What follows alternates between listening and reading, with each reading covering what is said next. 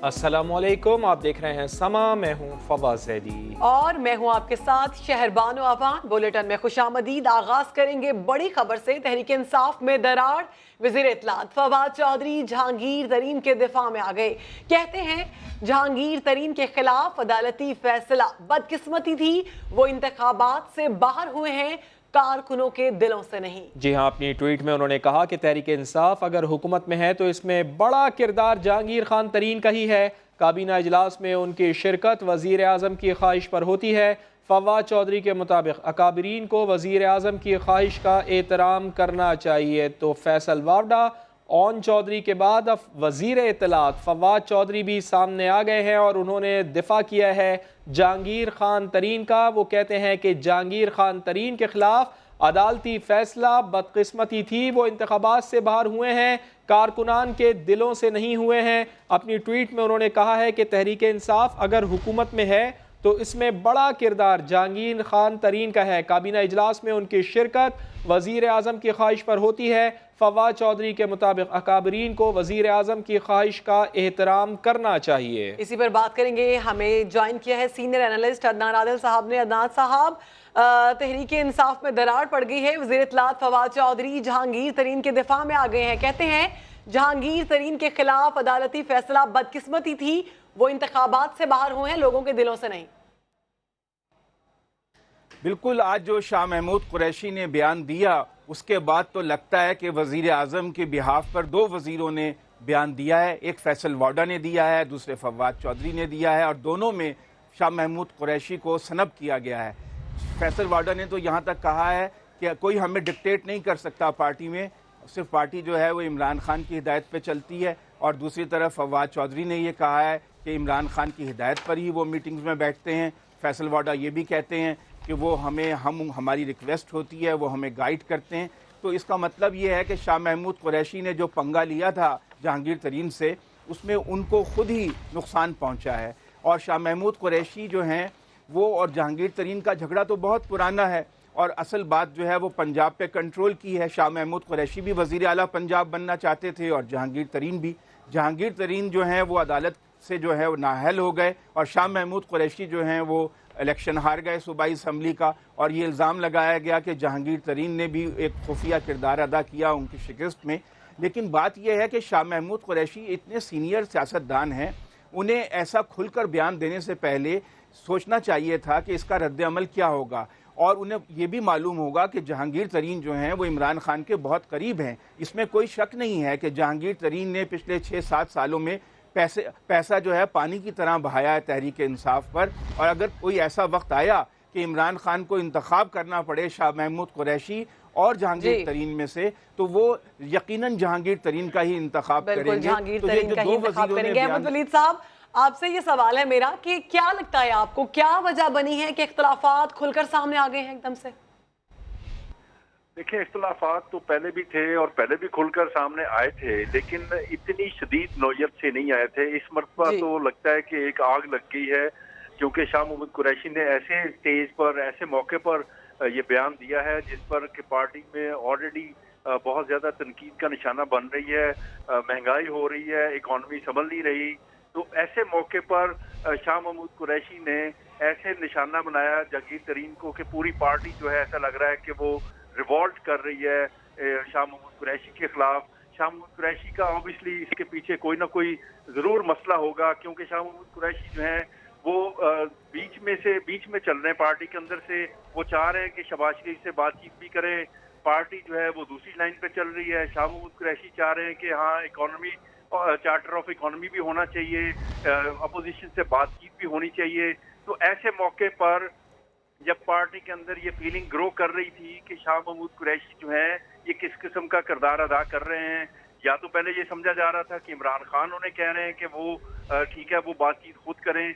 लेकिन इस मौके पर जो पार्टी की तरफ से जो रिएक्शन आ रहा है, इसका मतलब कि तमाम जो कोशिशें हो रही थी कि अपोजिशन से, शहबाज शरीफ से या पीपल्स पार्टी से बातचीत करके मुख्तलिफ जो मामलात हैं, मिलिट्री कोर्स हैं और चार्टर ऑफ इकॉनमी है, या और बहुत सारे मसले जो पार्लियामेंट में अधूरे हैं, वो पूरे हो जाएं, लेकिन अब नहीं लग रहा कि वो पूरे होंगे। अब ये मामला जो है वो खराब से खराबतर होता जा रहा है, क्योंकि पार्टी की तरफ से इतने बड़े लेवल पे रिएक्शन आना जो है वो उसके पीछे बड़े सवाल है। बड़ा मानी खेज है कि पार्टी में से सारे रहनुमा जो है जी। शाह महमूद कुरैशी के खिलाफ बोल उठे। ठीक है अहमद वली साहब, आप भी हमारे साथ रहिएगा, अदनान आदिल साहब आप भी हमारे साथ रहिएगा। अपने नाजरीन को ज़रा बता देते हैं कि ये सारा मामला शुरू कैसे हुआ। शाह महमूद कुरैशी ने जहांगीर खान तरीन के मीटिंग्स में बैठने पर एतराज़ उठाया, कहा अदालत ने जहांगीर खान तरीन को नाअहल करार दे रखा है, वो सरकारी मीटिंग्स में बैठते हैं तो अपोजिशन उंगलियां उठाती है। मुखालिफिन को प्रेस कॉन्फ्रेंस का मौका मिलता है। उन्होंने जहांगीर तरीन से दरख्वास्त की कि वो जरा पीछे रहा करें। शाह महमूद कुरैशी लाहौर में प्रेस कॉन्फ्रेंस करते हुए ये कह रहे थे। जहांगीर खान तरीन की बेपनाह खिदमत है कि मेरे भाई सोचिए, जब आप सरकारी मीटिंग्स पर बैठते हैं तो फिर मरियम औरंगजेब साहिबा को प्रेस कॉन्फ्रेंस का मौका मिलता है। 62(1)(f) अगर नवाज शरीफ साहब पर लग जाता है तो हम कहते हैं कि ओहदे के अहल नहीं है, ना पार्टी के ना सरकार के, और आप तहरीक इंसाफ के मुखालिफिन को मौका दे रही हैं इसको एक्सप्लॉइट करने का। इस वक्त जब आप आगे बैठते हैं तो आप इस वक्त के चीफ जस्टिस जनाब आसिफ सईद खोसा के फैसले की तस्दीक होती है कि वो उस बेंच के सरबराह थे जिन्होंने फैसला सुनाया था। इस पर जहांगीर खान तरीन कहते हैं शाह महमूद कुरैशी समेत कोई भी उनसे पाकिस्तान की खिदमत का हक नहीं छीन सकता। जहांगीर खान तरीन ने अपनी ट्वीट में कहा उनकी जिंदगी में सिर्फ एक ही शख्स है जिसे वो जवाबदेह हैं, इस शख्स का नाम इमरान खान है। उनका ये भी कहना है कि वो हर अच्छे और बुरे वक्त में इमरान खान के साथ खड़े रहे और आखिरी सांस तक इमरान खान के साथ ही रहेंगे। कोई अपने ज़ाती मकासद की वजह से कुछ भी बोले, उन्हें कोई फ़र्क नहीं पड़ता। अदनान आदिल साहब, आपने सुना कि किस तरह से जहांगीर खान तरीन का रिएक्शन सामने आया। बड़ी अहम बात उन्होंने कही, उन्होंने कहा कि ज़ाती मकासद की वजह से कोई कुछ भी बोले, उनको कोई फ़र्क नहीं पड़ता। क्या ज़ाती मकसद हो सकता है शाह महमूद कुरैशी का जिसकी तरफ इशारा कर रहे हैं जहांगीर खान तरीन? जी, इसमें तो कोई शक नहीं है कि मुल्तान की जो मुकामी सियासत है उसमें ये दोनों हरीफ हैं, जहांगीर तरीन भी और शाह महमूद कुरैशी भी। इनकी बहुत पुरानी लड़ाई है। ख़ुद इमरान खान ने इतराफ़ किया था कि पार्टी में इख्तलाफात हैं, लेकिन अमूमन ऐसा होता है कि जो इख्तलाफात होते हैं पार्टी के अंदर डिस्कस किए जाते हैं।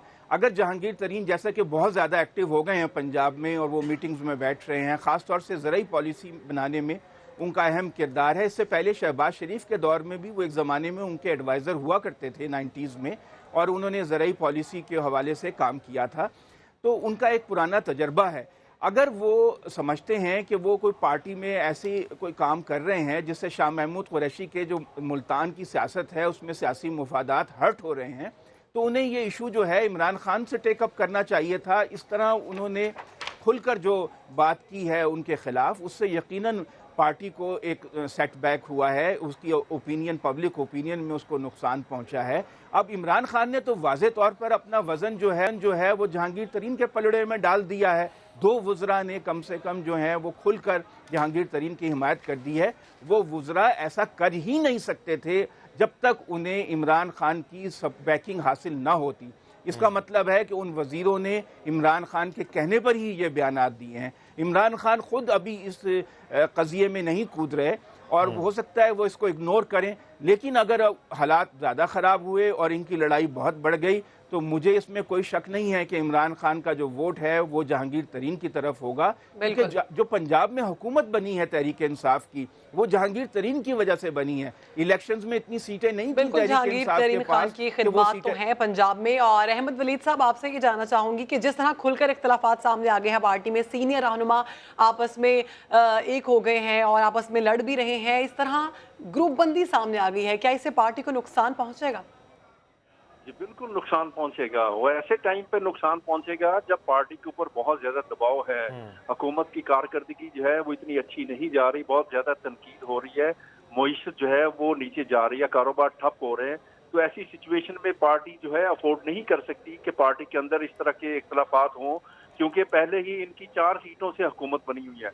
अगर कोई इस तरह के मामलात हुए तो बहुत ज्यादा खतरात लाहक होंगे पाकिस्तान तहरीक इंसाफ की हुकूमत को आइंदा दिनों में, क्योंकि इस टाइम पे जब आप मुईशत संभालने के चक्कर में हैं اور کوشش کر رہے ہیں کہ کوشش کر رہے ہیں کہ معیشت سنبھلے، اور دوسری طرف آپ کے ساتھ انڈیا کے ساتھ ایسے معاملات چل رہے ہیں، تو کوئی بھی حکومت جو ہے ایک چھوٹے سے ایشو کو اتنا بڑا ایشو نہیں بنائے گی. لیکن ایسا لگ رہا ہے کہ حکومت کے جو وزراء جو بولے ہیں ان کے پیچھے آبویسلی عمران خان ہیں، انہوں نے ہی ان کو اجازت دی ہوگی کہ آپ ان کے اوپر ان کا دفاع کریں جہانگیر ترین کا، تو اس لیے وہ دفاع کر رہے ہیں ان کا. لیکن مسئلہ جو ہے وہ اپوزیشن کو مزید موقع ملے گا ان اختلافات سے فائدہ اٹھانے کا.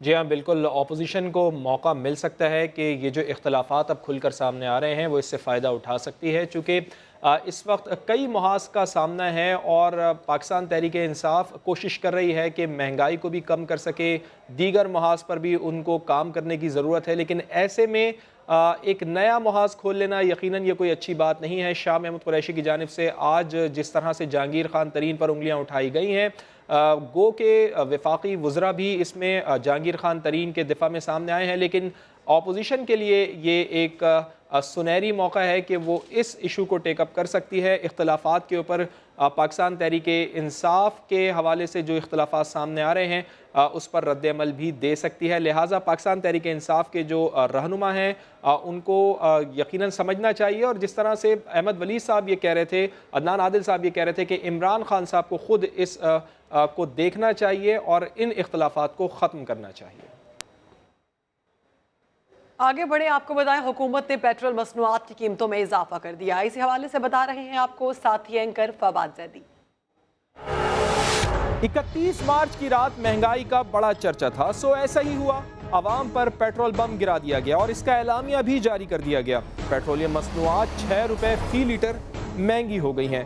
آج سے پیٹرول فی لیٹر 6 روپے مہنگا ملنا شروع ہو گیا ہے.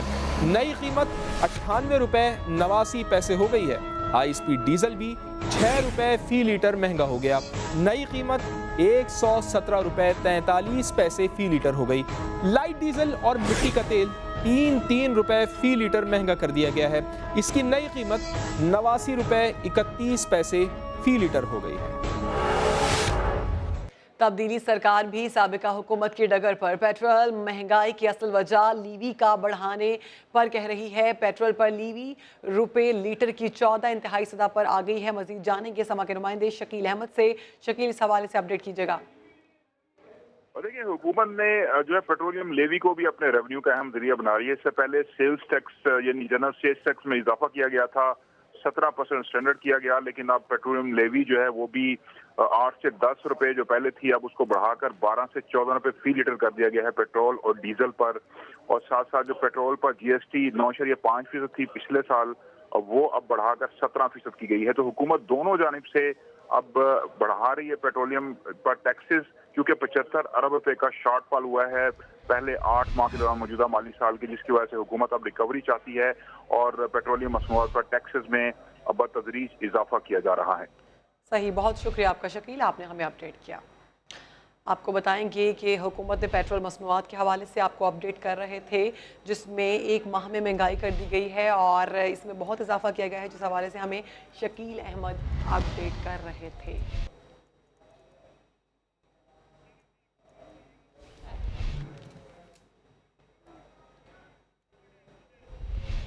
اور ابھی آپ کو بتاتے ہیں کہ آئی ایم ایف سے کافی قریب آ گئے ہیں. براہ راست چھوٹی رقم ملے گی، 6, 8 یا 10 ارب ڈالر ہوں، فرق نہیں پڑتا. وفاقی وزیر خزانہ اسد عمر کہتے ہیں کہ نئے مالی سال کا بجٹ 24 مئی کو پیش کرنے کی تجویز ہے. اعتراف بھی کیا گیا کہ مہنگائی تو ہے لیکن اتنی نہیں جتنی نواز دور کے پہلے 6-8 ماہ میں ہوئی. پیٹرول مصنوعات مہنگی ہونے کی وجہ بھی بتا دی گئی. پیٹرول کی پرائسز کیونکہ انٹرنیشنل پرائسز بڑھ رہی تھیں اور ساتھ ساتھ روپیہ کمزور ہو رہا تھا، تو اس کا پورا بوجھ ہم عوام کے اوپر نہیں ڈالنا چاہتے تھے. ٹوکرا نے کہا کہ جی ٹیکس ریٹ کے مطابق جو ہے 11 روپے کچھ قیمت بڑھ جانی چاہیے. ہم نے 6 روپے صرف بڑھائی تو کیسے بڑھائی؟ ہم نے اپنا ٹیکس کم کر دیا. اس میں تو کوئی شک ہی نہیں کہ مہنگائی ہے. ان کی حکومت آنے کے 6-8 مہینے کے بعد کے انفلیشن کے نمبر دیکھ لیں اور ہمارے افراط زر کے نمبر دیکھ لیں، ہمارے آج بھی اس سے کم ہے. یہ میں نہیں کہہ رہا مہنگائی نہیں ہے، مہنگائی ہے، لیکن کیوں ہے بھائی میرے؟ انہیں اپوزیشن والوں سے بولیں میرے ساتھ آگے کھڑے ہوں اور میری بڑی پرانی ٹویٹ بھی نکالیں اور میری پرانی نیشنل اسمبلی کی سٹیٹمنٹ بھی نکالیں. ایاز صادق صاحب، آپ کو آفر ہے جی، آج میرے ساتھ کھڑے ہو جائیں، لائیو کیمراز کے سامنے کھڑے ہوں گے، آپ کو ساتھ کھڑا کر کے میں جواب دوں گا. $32 के ऑयल प्राइस में और $68 के ऑयल प्राइस में कोई फर्क होता है या नहीं होता? पीटीआई की हुकूमत आने के बाद 13-14 रुपए मजीद कमी हुई है, तो कमी जरूर हुई है, लेकिन जिस रफ्तार से रुपए की कदर गिर रही थी उससे आधी रफ्तार से गिरी है तहरीक इंसाफ की हुकूमत आने के बाद।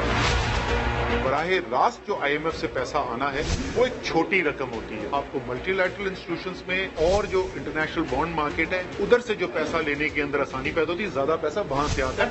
सो वो 6 हो, 8 हो, 10 हो, से कोई इतना फर्क नहीं पड़ता।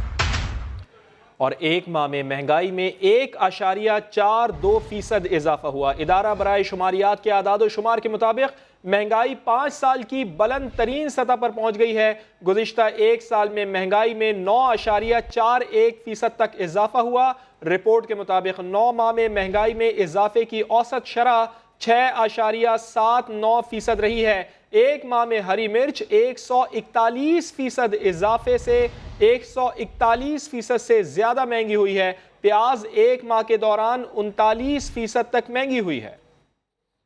तो कोई शक ही नहीं कि महंगाई है। बैलेंस ऑफ पेमेंट क्राइसिस में यानी कौम को मईशत को जब उस दाने पे ले जाया जाता है कि वहां वो बिल्कुल बैंकरप्सी के दाने पे जाके खड़ी हो जाए, उसके बाद जब वहां से निकला जाता है तो उसमें हमेशा जो इकदामात लिए जाते हैं उससे महंगाई होती है। 2008 में भी यही हुआ, 2013 में भी यही हुआ। सिर्फ 2018 और 19 में फर्क ये रहा है अभी तक कि जो बैलेंस ऑफ पेमेंट का बहरान था, ये मेरे अल्फाज नहीं है, ये IMF के अल्फाज हैं कि जो इस दफा का बहरान था 2013, उसका अशीर भी नहीं था उस बहरान का। उसके बावजूद आप उनकी हुकूमत आने के 6-8 महीने के बाद के इन्फ्लेशन के नंबर देख लें और हमारे अफराद ज़र के नंबर देख लें, हमारे आज भी उससे कम है। 27 फरवरी का वाक़या तारीख का हिस्सा बन चुका है। पाक फजाइया ने दोनों भारतीय जहाज़ों को अपने दिफा में मार गिराया।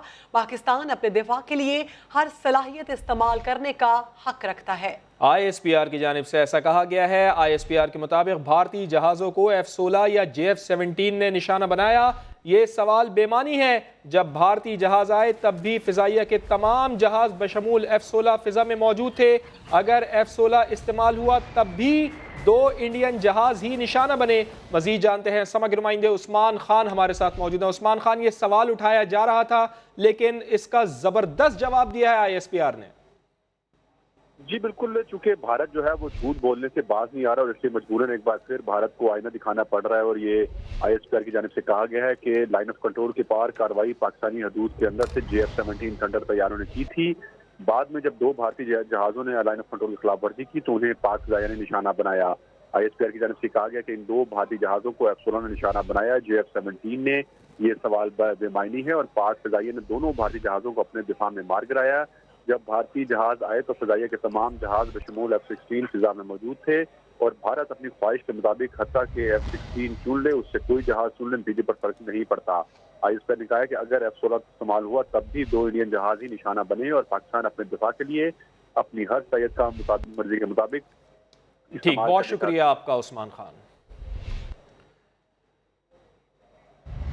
ये चलते हैं आपको लाड़काना, जहां chairman Pakistan peoples party Bilawal Bhutto Zardari तकरीब से खिताब कर रहे हैं। समझते हैं कि हमारा जगह ये लोग ले जाएंगे, हम क्या करेंगे, तो शायद ये परेशानी है खान साहब का। जहाँ तक मौलाना साहब का सवाल है, मेरा तो बड़ा एहतराम है, बड़ा रिस्पेक्ट है मौलाना साहब का। अपोजिशन का एक बड़ा लीडर है, मुल्क का एक लीडर है, मगर मैं समझता हूँ कि ये जो हमारा मैं एक नया पर्सपेक्टिव नौजवान और नया सोच लेकर आ रहा हूँ, तो अगर मौलाना साहब हमारा ट्रेनिंग में आ जाए ना, मुल्क के लिए बेहतर होगा। सर, वज़ीर आज़म कहते हैं कि 18वीं तरमीम से वफाक को नुकसान पहुँचा है, क्या वज़ीर आज़म इरादा रखते हैं कि इसको वापस ले लें? अगर ऐसा होता है तो फिर पीपल्स पार्टी का क्या लाया? देखो, मैं पहले से कहता आ रहा हूँ कि इनका ये इरादा है। मेरा इलेक्शन कैंपेन का पहलू था कि ये जो चाहते हैं वो ये है कि कठपुतली हुकूमत बनाया जाए ताकि 18वीं तरमीम को ख़त्म करके 1 यूनिट बने, ताकि बेनज़ीर इनकम सपोर्ट प्रोग्राम को ख़त्म कर सके।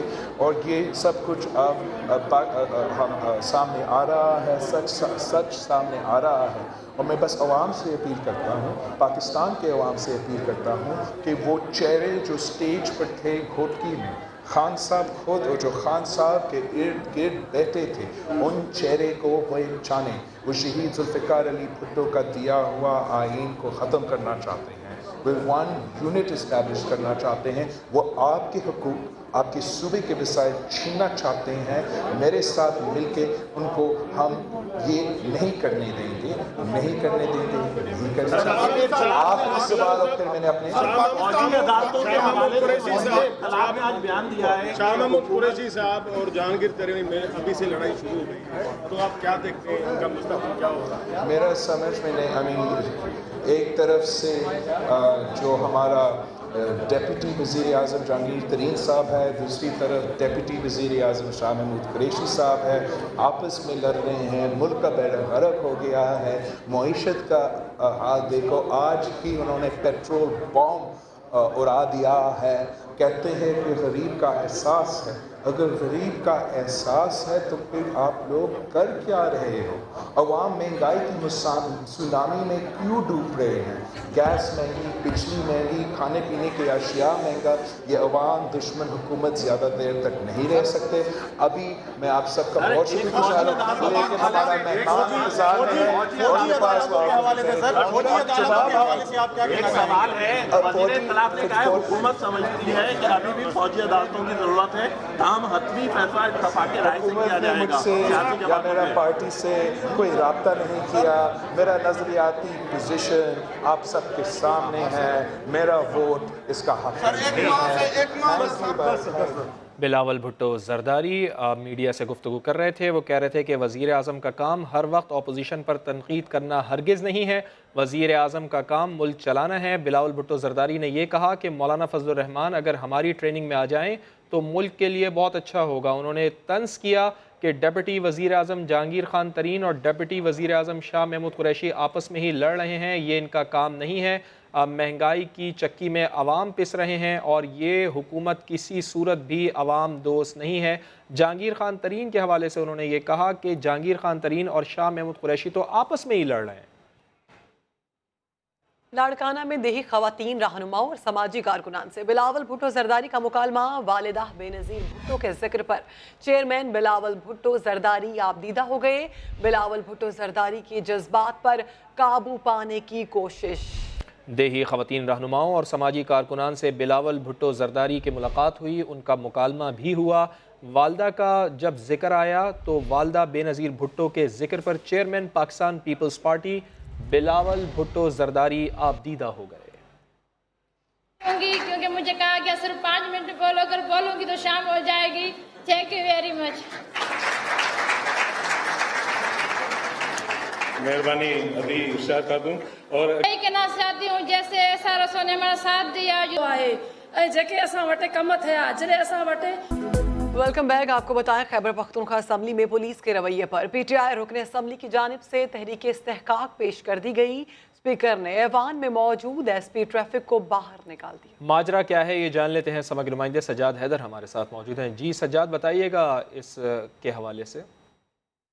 जी फवाद, बिल्कुल आज खैबर पख्तूनख्वा असम्बली का इजलास शुरू हुआ तो एजेंडे में अमन और अमान की सूरत हाल पर जो है बहस करनी थी, जिस पर जो है पाकिस्तान तहरीक इंसाफ के ताज मोहम्मद थे जो रुकने सूबाई असम्बली है, उन्होंने तहरीक इस्तेहकाक पेश की। उन्होंने ये कहा तहरीक इस्तेहकाक में कि जो पुलिस वाले हैं उनका रवैया तब्दील हो चुका है और उनके पास हम काम के लिए जाते हैं लेकिन वो हमारा काम नहीं करते, बल्कि अपने पीए को कह देते हैं हमसे मुलाकात कर ले और हमारा जो है काम नहीं करते। इस तरह जो है सूबाई रुकने असम्बली के मेम्बरान की जो है तजलील होती है, जिस पर जो है हाउस में दीगर मौजूद अपोजिशन ने भी इस बात पर स्पीकर को कहा कि पुलिस की जानिब से जो रवैया अपनाया गया है वो एक गैर मुनसिफाना है और जो इसके खिलाफ जो है कार्रवाई कीजिए। जिस पर जो है स्पीकर ने पूछा कि आज पुलिस की जानिब से कौन आया है, अमन अमान पर सूरत हाल पर बहस हो रही है, तो पुलिस की जानिब से एसपी ट्रैफिक कैंट जो है वो असम्बली में मौजूद है, जिस पर स्पीकर ने कहा कि इनका तो ताल्लुक ही नहीं इस काम से, तो ये क्यों इस यहाँ पर असम्बली में बैठे हैं। तो स्पीकर ने जो है उनको اسمبلی سے باہر جانے کا کہہ دیا اور اس کے بعد جو ہے اسپیکر نے پولیس افسران کو جو ہے طلب کر لیا، جس پہ بعد میں جو ہے ٹھیک سجاد، بہت شکریہ آپ کا۔ ادھر کراچی میں میٹرک امتحانات کے دوران نقل مافیا اس بار بھی متحرک، واٹس ایپ پر گروپ بنا لیا، مافیا کے کارندے اسکول کے باہر دندناتے رہے، پولیس بھی نہ روک سکی، پہلا پرچہ بھی تاخیر سے شروع ہوا۔ سونیا شہزاد کی رپورٹ۔ کراچی میں میٹرک کے امتحانات یا مشکلات ہی مشکلات، پہلا پرچہ شروع کرنے کے لیے گھنٹی بھی دیر سے بجی۔ فرحانہ گورنمنٹ گرلز اسکول میں پرچہ 20 منٹ کی تاخیر سے شروع ہوا تو طلباء پریشان ہو گئے۔ اگر لیٹ شروع کریں گے تو ٹائم ایکسٹرا ملے گا کچھ، یا کہو گے آپ لوگ؟ یہ مس کہہ رہی ہے، ہم نہیں بتا سکتے۔ طلباء کے لیے شدید گرمی میں کوئی خاص انتظام بھی نہ تھا۔ نقل مافیا اتنا مضبوط ہو گیا کہ واٹس ایپ پر دھڑلے سے گروپ تک بنا لیا، پورا پرچہ واٹس ایپ پر حل کر کے دیتے رہے۔ اگلے پرچے میں طلباء موبائل فون ساتھ لے کر نہ جائیں ورنہ چھین لیے جائیں گے۔ بورڈ چیئرمین کو اور ان کو ہدایات دے دی ہیں کہ آپ انکوائری کنڈکٹ کریں، اس میں ملوث کون ہے، اگر ہمارے ڈپارٹمنٹ کا کوئی بندہ ملوث ہے اس کو ہم سزا دیں گے۔ نقل مافیا کے لیے شاید دفعہ 144 کی کوئی اہمیت ہی نہیں۔ نازو آباد میں government S M public school کے باہر نقاب پوش نقل مافیا دندناتا رہا۔ میں نے کئی جگہوں پہ دیکھا ہے کہ پولیس نے خاطر خواہ انتظامات نہیں کیے۔ 144 تو ڈھونڈنے سے بھی نہیں ملی۔ نہیں بالکل وہ پولیس نے نہیں کیا ہے کوآپریٹ اس سلسلے میں سی ایم صاحب سے بات کروں گا اس سلسلے میں یقیناً۔ نقل مافیا آخر اتنا مضبوط ہے کیوں؟ سائیں سرکار کو سوچنا پڑے گا۔ کیمرامین محسن علی کے ساتھ سونیا شہزاد، سما، کراچی۔ وزیر تعلیم سندھ کی جانب سے نقل روکنے کے دعوے ہوا ہو گئے۔ سندھ کے مختلف شہروں میں امتحانی مراکز میں طلباء کھلے عام نقل کرتے رہے۔ یہ رپورٹ دیکھیے۔ وہی ہوا جو پہلے ہوتا آیا۔ اندرون سندھ امتحانات کا اپنا ہی رنگ ہے۔ سکھر اور گھوٹکی میں 9ویں جماعت کا انگلش کا پیپر وقت سے پہلے ہی آؤٹ ہو گیا۔ جیکب آباد میں نقل مافیا کو کوئی روکنے والا تھا نہ کوئی ٹوکنے والا۔ دروازوں پر تو پولیس تعینات، لیکن نقل کرانے والے دیواریں پھلانگ پھلانگ کر سینٹرز میں سوالات کے جوابات پہنچاتے رہے۔ حیدرآباد میں پابندی کے باوجود امتحانات کے دوران طالب علم موبائل فون استعمال کرتے رہے۔ دادو میں تو نقل مافیا نے سوشل میڈیا کا سہارا لیا، چیٹنگ کے لیے الگ سے واٹس ایپ گروپ بنا لیا جہاں تمام سوالوں کے جوابات بآسانی دستیاب تھے۔ ٹھٹھا میں اسکول کی کھڑکی کے باہر نقل مافیا نے ڈیرا جمائے رکھا، سوالات کے جوابات ڈھونڈ ڈھونڈ کر طلبہ کو دیتے رہے۔ شکارپور میں لڑکے ایک ہاتھ میں موبائل تھامے دوسرے ہاتھ سے جوابات لکھنے میں مگن رہے۔ ادھر اس شریف کے سرکاری کالج میں طلبہ نے خواجہ سرا کو نچا دیا۔ پرنسپل نے ایک بچے کی شرارت قرار دے کر طالب علم ذوالفقار کو کالج سے نکال دیا۔ خواجہ سرا آخر کالج میں آیا کیسے؟ ڈائریکٹر کالجز نے پرنسپل سے وضاحت طلب کر لی ہے۔ بھاولپور سے احسن انصاری کی رپورٹ۔ یہ کوئی اسٹیج شو یا نجی محفل نہیں، اچ شریف کے سرکاری کالج کی فیئرویل پارٹی ہے۔ گورنمنٹ بوائز کالج میں خواجہ سرا ناچتا رہا اور سب محظوظ ہوتے رہے۔ کالج پرنسپل نے ایک بچے کی شرارت کہہ کر جان چھڑا لی۔ بچے کی شرارت کی وجہ سے ہوا ہے، ہم نے اس کے خلاف ایکشن لیا ہے، اس کو بلیک لسٹ ہم نے کر دیا ہے، ہم نے اس کا نام ہم نے خارج کر دیا، کالج سے اس کو نکال دیا۔ بچے کی شرارت تو تھی لیکن بڑے بھی تو محفل میں موجود تھے، وہ کیوں کچھ نہ بولے؟ ڈائریکٹر کالجز نے پرنسپل سے جواب مانگ لیا۔ ہم نے سارے پہلوؤں کو مد نظر رکھتے ہوئے اس کے اوپر فیصلہ کرنا ہے اور انشاءاللہ العزیز سزا تو ضرور ملے گی، لیکن اس کا تعین جو ہے اس ایونٹ اور اس رپورٹ کے مطابق کیا جائے گا کہ کیا میکسیمم سزا دی جا سکتی ہے ان کو۔ ماہرین کہتے ہیں کہ ایک طالب علم کی معطلی مسئلے کا حل نہیں، درس گاہوں میں ایسی حرکتوں پر انجوائے کرنے والے بھی پورے ذمہ دار ہیں۔ احسن انصاری، سما، بہاولپور۔